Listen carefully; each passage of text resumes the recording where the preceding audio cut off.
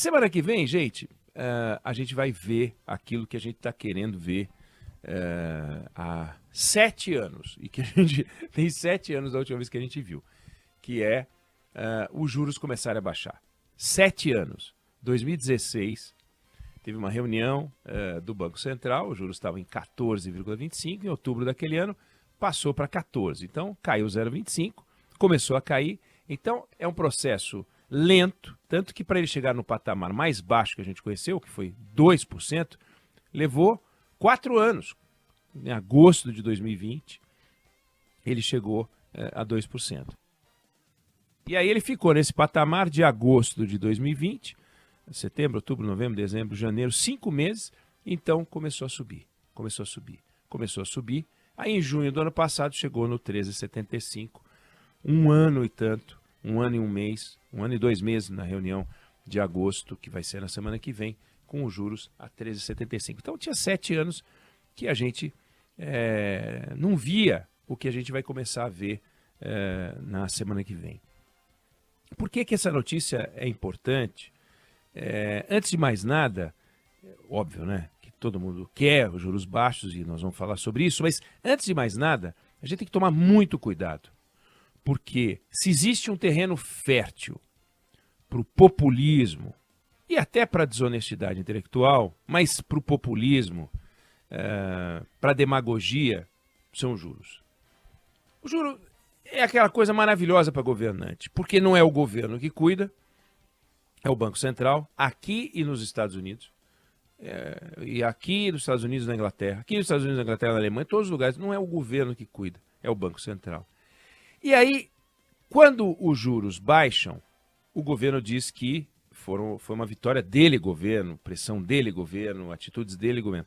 Quando os juros sobem, é coisa do Banco Central. Ah, esse Banco Central é insensível. Então, o Banco Central é ótimo para o governo, porque bota a culpa quando sobe e se apropria do número quando desce, e agora o número vai começar a descer. As taxas que orientam o caminho dos juros todas estão descendo, todas já desceram, então é a hora dos juros começarem a descer. Os juros cumprem um papel fundamental na sociedade. Eu não me refiro aos juros altos, os juros. Eles definem a dimensão da inflação de um país. Se você tem juros,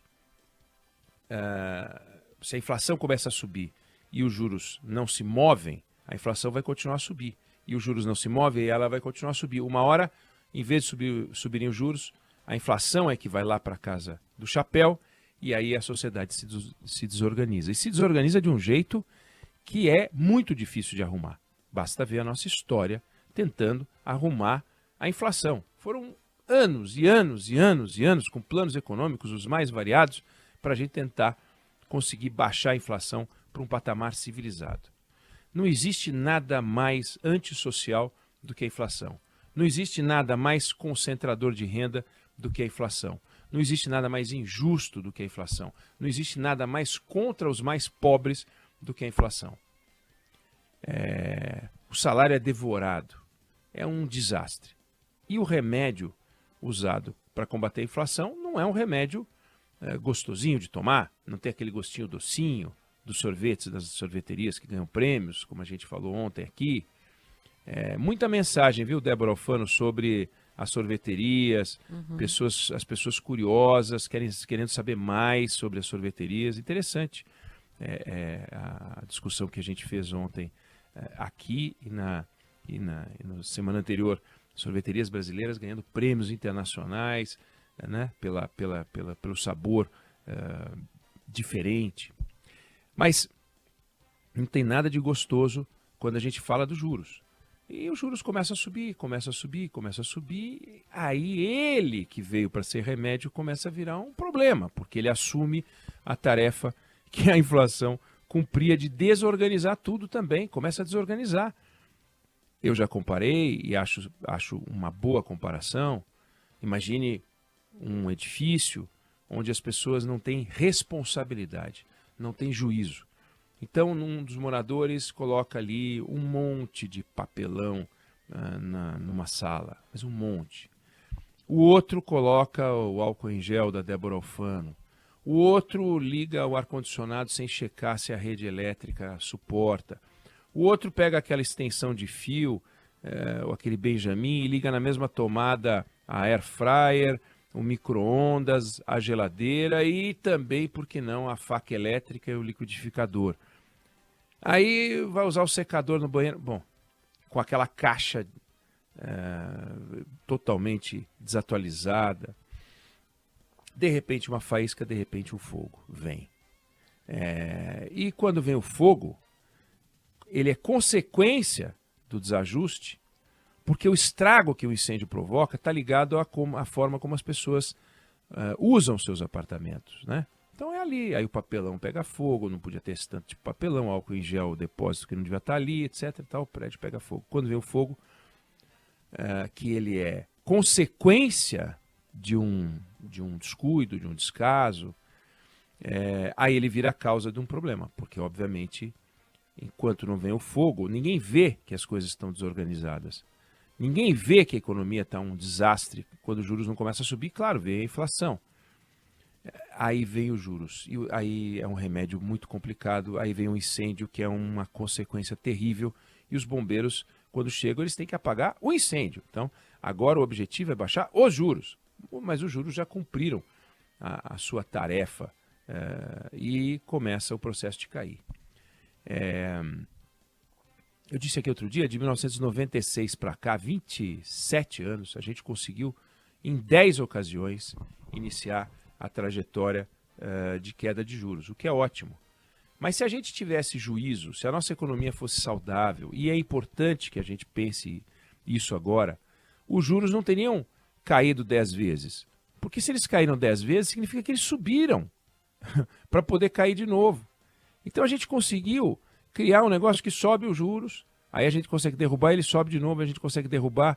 Então se a gente derrubou 10 vezes, e essa vai ser a 11ª, é porque ele subiu 10. Aliás, subiu 11. E isso é um negócio muito ruim. Agora que os juros vão cair, nós não podemos festejar isso como uma política pública. Festejemos os juros em queda porque agora vai. Não, só vai, e agora só vai, se a gente fizer coisas. Então, não é que não tem nada sendo feito, mas a gente precisa ficar atento para não festejar a consequência. Caíram os juros. Isso não é uma mudança no Brasil suficiente para ser transformador. Veja, nós recuperamos um pouco a nota que a gente tinha na Fitch, a empresa, né, de avaliação de risco. A gente já tinha melhorado um pouquinho a nota na Standard & Poor's e os juros estavam altos, né, estão altos. Então, o que vai acontecer daqui para frente? Se a gente conseguir criar uma percepção de Brasil melhor, se o ambiente de negócios do Brasil melhorar, se a gente conseguir fazer as transformações que a gente precisa, se a gente não ficar na eletricidade do início do governo, falando mal do Banco Central, falando mal do governo anterior, falando mal do Centrão, falando mal da esquerda, falando mal da direita, quando me refiro a gente, são os atores do processo político. A gente consegue, e o Fernando Haddad disse isso ontem, um país do diálogo. Se a gente conseguir criar o país do diálogo, eu sei que é uma fantasia imaginar, né, que vamos ter um país do diálogo nesse ambiente polarizado, mas se a gente conseguir convergir um pouquinho para o centro, um pouquinho sair do radicalismo, pode ter certeza que o dinheiro vem. Primeiro vem o dinheiro do mercado financeiro, né, do agente financeiro, do investidor financeiro, que quer tirar um pouco mais aqui do Brasil, e o Brasil é um país bom para isso. Mas depois começa a chegar, e já começa a chegar, aqueles investidores que vêm para ficar, para casar 20 anos, casar 30 anos. E esses investidores, que têm muito dinheiro lá fora, eles têm um desafio. Aonde botar meu dinheiro num ambiente seguro? Ele não quer um ambiente inseguro. Ele opera com uma taxa de insegurança, porque senão ele não vai mundo afora, né? Não vai para emergente, porque sempre tem um risco. O Brasil sempre vai ser um país de risco. Mas ele pode ser um risco razoável, né? Nós já fizemos muita coisa interessante, que a gente não pode desconhecer nem ignorar. Reforma trabalhista, marco regulatório de ferrovia, de saneamento, reforma da Previdência fizemos, nova lei de falências, lei de liberdade econômica, autonomia do Banco Central, Isso tudo é muito importante. São mudanças que vão gerando uma percepção melhor, mas nós temos que fazer muito mais do que isso. Muito mais do que isso. A gente, por exemplo, precisa criar um ambiente onde a gente tem isso na Embrapa, ou teve em função da Embrapa. Hoje a Embrapa talvez já não seja tão estratégica quanto já foi um dia, mas ela já foi um grande centro ainda tem uma importância grande, mas ela já foi o centro de pesquisa. Mas a gente tem isso na indústria, a gente tem isso em outros setores. Como é que está a relação das universidades com o setor industrial? Nós podemos fazer mais pelo setor industrial? Nós podemos juntar mais a universidade e os centros de pesquisa? Nós podemos investir mais em produtividade? Aliás, a gente fala de produtividade nesse país, a gente não fala de produtividade. A gente fala de gasto, a gente fala de despesa, a gente fala que a gente tem que gastar mais aqui e ali. E agora, produtividade a gente não fala muito pouco. Algumas despesas, alguns investimentos, alguns gastos a gente não faz. Por exemplo, em infraestrutura. A gente gasta muito pouco em infraestrutura.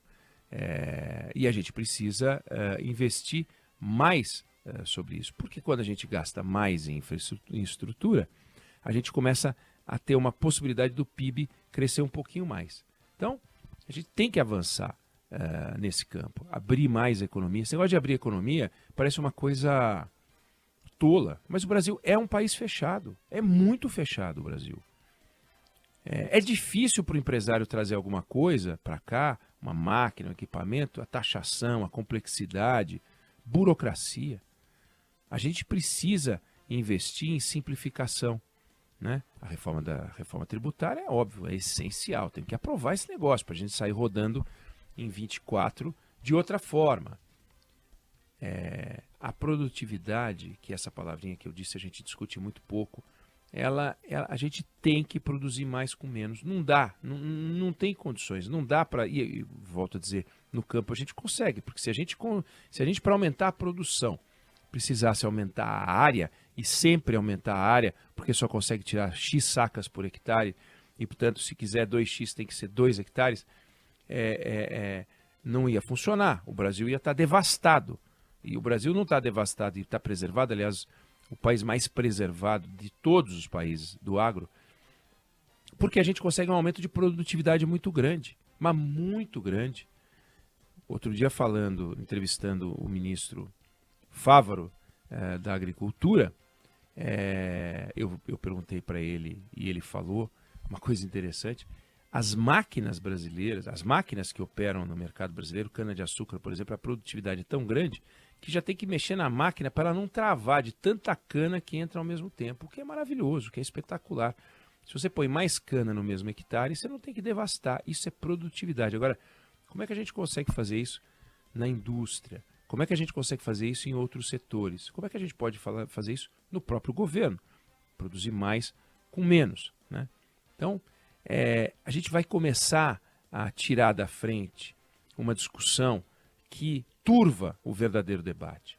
Juros altos, inflação alta, são dois ruídos, são duas ervas daninhas no final, né? Porque uma vem para comer a outra, que é bom, é importante, porque a inflação é um desastre, mas depois ela vira um problema, por causa do tamanho do remédio, a quantidade de remédio e tal.